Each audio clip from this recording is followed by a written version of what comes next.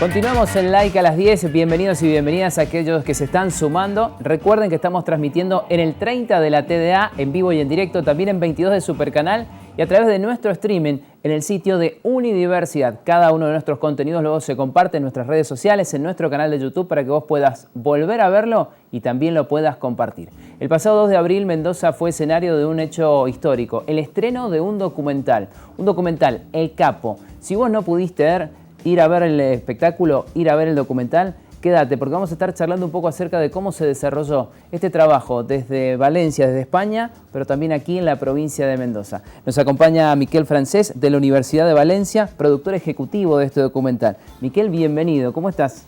Muy bien, un placer de estar aquí con ustedes. ¿Cómo fue no un estreno, sino un preestreno mundial que tuvo lugar aquí en Mendoza?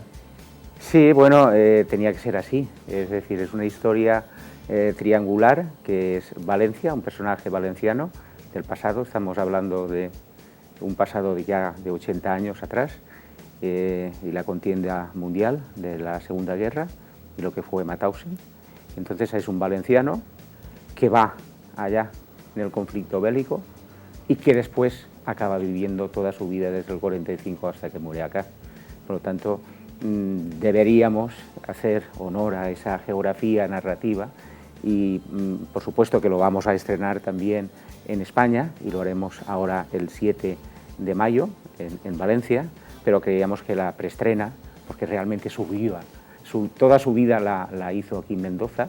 César Orquín estuvo aquí durante muchos años, hizo su familia, continuó su vida, otra vida muy diferente a la que tuvo que pasar al principio. ¿Cómo llegó a ustedes la historia y cómo llegaron a producir un documental? Bien, nosotros ya de hecho producimos documentales sociales, hemos hecho bastantes cosas desde la Universidad de Valencia, documentales comprometidos en diversas causas sociales, ¿no? Y esto es importante, ¿no? Y llegó un día, pues ya hace ahora unos años, que nos llegó una idea, ¿no?, inicial, que ya estaba trabajada, del investigador, que después hablarán con Guillem Jean, ¿no? Y era un tema muy importante, estaba bien, ¿no?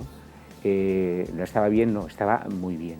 Eso fue evolucionando, ese relato de Guillem Jean se presentó en una iniciativa europea de Eurimage, ¿no?, de recuperar, rescatar memoria histórica. Se publicó un libro, por lo tanto la historiografía contemporánea ya se rompía, o sea, las fuentes que teníamos hasta hace pocos años eran otras de lo que había sucedido. Y a partir de ahí, de ese momento, ya cuando vi la investigación, que tenía un curso y tal, decidí de que eso, aparte del libro, tuviera otro acabado, ¿no? Y en este caso, como no podría ser de otra manera, hacer un documental social de calado y en profundidad. ¿Qué es lo más difícil de producir este tipo de contenidos a nivel audiovisual? ¿El financiamiento, los permisos, las autorizaciones, los viajes, todo un poco? Bueno, es todo un poco, sí, efectivamente, pero yo siempre creo que lo más difícil es poder dejar claro ese contenido, la estructura del contenido. La preproducción es muy importante y aquí nos encontrábamos con esa otra cara de la moneda, que es la producción, la financiación y demás. Desde la universidad siempre hemos hecho unas producciones no de gran formato, con muchos medios y tal, no es tal, pero lo importante es ser creativo y al final, aunque no utilices tal. ¿Qué es lo que utilizamos? Había muchos posibles testimonios, la investigación estaba clara y a partir de ahí lo que hemos hecho en este documental social es una excepción. Normalmente en los documentales sociales tú tienes una guía, no tienes un guión, ¿eh? Y tú, a partir de esa guía, vas rodando horas y horas, días y días, pero que en esa dinámica no podíamos entrar porque se nos podía disparar el presupuesto. ¿Qué ejes tendríamos? Teníamos Mauthausen, teníamos Valencia, lo que es España, y más ubicaciones en España, y teníamos Mendoza. Entonces, el director, en este caso Albert Montón, y yo decidimos de no grabar muchas horas, de guionizar, porque la historia, teníamos la suerte que ya había un libro publicado, etcétera. Empezamos a hablar con el investigador principal, que es el conductor del documental, y dedicamos mucho tiempo para hacer un guión. Entonces, ¿hicimos casi como una ficción? No, bueno, programamos la ficción, el guión de la ficción es más complicado y después el plano es exacto, ¿no? Pero hicimos un guión bastante avanzado. Entonces, grabamos España, grabamos Mauthausen y la última parte fue aquí. Claro, con muy pocos días, pero todo muy trazado, ¿no? Entonces, lo que realmente hicimos es después, claro, un primer montaje que tiene muchas horas, 2 horas y media, para todo lo que había en el guión intentar, y a partir de ahí hemos trabajado 4 o 5 meses para hacer los ajustes finos y esa síntesis que quedase en esos 90 minutos en los cuales nos movemos. Es decir, que en vez de posguionizar, que es lo que hace normalmente cualquier relato de documental social, lo que hemos hecho es guionizar en la parte de preproducción. Miquel, ¿y qué rol tienen en este documental y en este tipo de trabajos las universidades, la articulación y la colaboración? Digo las universidades, pero me refiero a las personas detrás del nombre de una universidad. Nosotros, claro, lo que no hemos hecho desde la Universidad de Valencia y el taller de audiovisuales, somos un centro de referente a nivel español. De hecho, la mayoría de proyectos audiovisuales que se hacen para todas las universidades de España y se pasan a Televisión Española y a otras teledifusoras, nosotros hacemos la producción ejecutiva del conjunto de universidades, en temas sociales, divulgación científica, cuestiones educativas y demás tenemos. Entonces, nosotros, nuestro objetivo no es empezar a trabajar en entertainment, en programas en ficción, no hemos entrado, aunque cuando trabajamos un documental algunas veces hemos hecho docuficción, ¿no?, para darle más verosimilitud, tal vez, ¿no?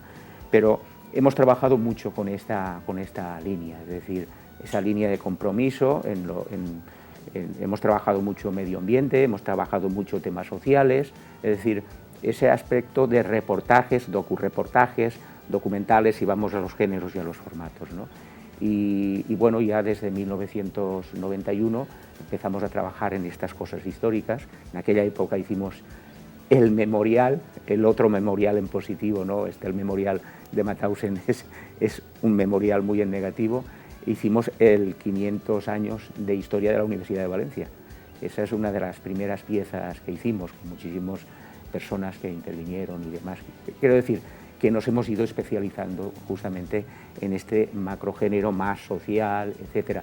No quiere decir que no hagamos comunicación científica también, y hacemos mucha comunicación científica, pero más a nivel de reportajes y demás.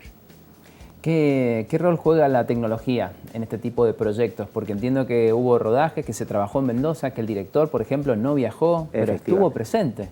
Efectivamente, el director no viajó, estaba previsto, tenía unos problemas familiares y demás, no podía venir, y ahí entra lo que es ya donde estamos, en esta post-digitalización o como quieras llamar, en donde las tecnologías nos ayudan. Han hecho un rodaje muchísimo más versátil, el director ha estado ahí en primer plano mirando los ojos, pero desde un artilugio y hablando con Mausi, con cualquiera de los protagonistas, pero estaba en su casa, ¿no? Pero estaba en la casa de Mausi, ¿no? Eso las tecnologías lo pueden hacer. Además, eso nos ha dado muchas posibilidades y ha rebajado los costes, que duda cabe en muchos aspectos, pero también en las imágenes de archivo. Las imágenes de archivo, en este caso de Mauthausen, son imágenes que están bien, muchos archivos, hemos tenido al final, hasta el último momento, porque el trabajo de postproducción ha sido muy largo, hemos tenido que ajustar muchas cosas.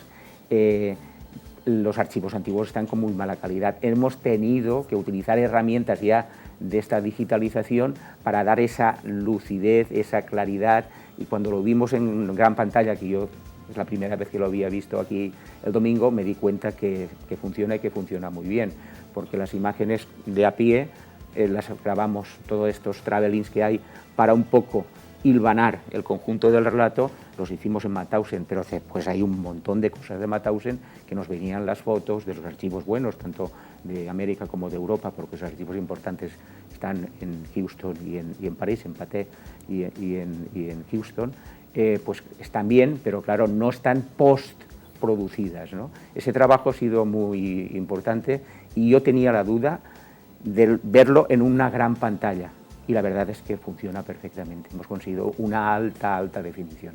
¿Contento con el resultado, pero con la experiencia también?